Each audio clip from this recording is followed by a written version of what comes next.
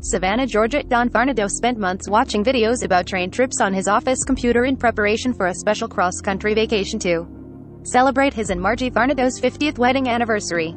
He phoned his coworkers in coastal Georgia, where he sold real estate for decades, from the first leg of their trip Friday to let them know it was turning into a dream vacation. He had called the office and said how excited they were, said Robert Kozlowski, managing broker at Coldwell Banker Access Realty in the port city of Brunswick. They were in Washington, D.C., and headed west. Donald and Marjorie Varnado via Facebook. A day later, the couple died when an Amtrak train they were on derailed in rural Montana. They were among 3 people who died, along with a 29-year-old Illinois man named Zachariah Schneider, according to the Liberty County Sheriff's Office in Montana. Schneider was a software developer and big Packers fan. He was traveling to Oregon with his wife, who survived. The Amtrak train was going just under the speed limit at about 75 miles per hour when it went off the track along a gradual curve, possibly ejecting passengers, U.S.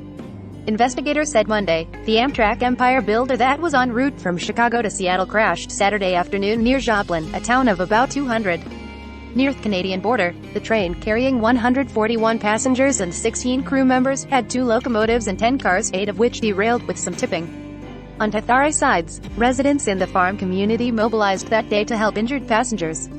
Investigators do not know the cause of the derailment, but they are studying video from the train and another locomotive that went over the same track a little over an hour earlier, National Transportation Safety Board Vice Chairman Bruce Landsberg said Monday. The derailed train also had a black box that records everything happening in the train, he said. One possibility is a problem with the tracks, perhaps from heat-induced buckling, railroad crash experts.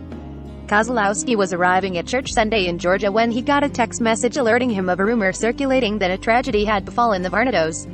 A phone call to a family member confirmed the terrible news that the couple had been killed in the derailment. Everybody at the office knew about the big trip and we're excited for the couple. One coworker joked that Don Varnado, 74, might have to leave Margie Varnado, 72, at home when he struggled with his computer to print out her ticket.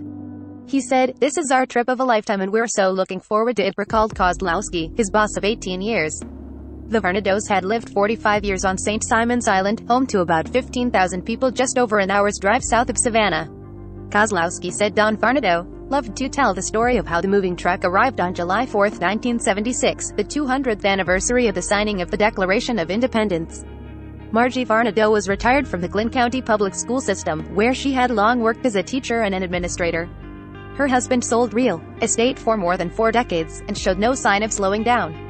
Kozlowski said Don Varnado worked every day and often led the sales staff in prayer before meetings. His wife was beloved at the office, where she often brought flowers, brownies, and other gifts. She dropped off one last pan of brownies just before leaving on their anniversary trip. "If you want an example of how to treat people, Don and Margie were them," Kozlowski said. "With their faith and the way they treated people, they're in a good place, I think."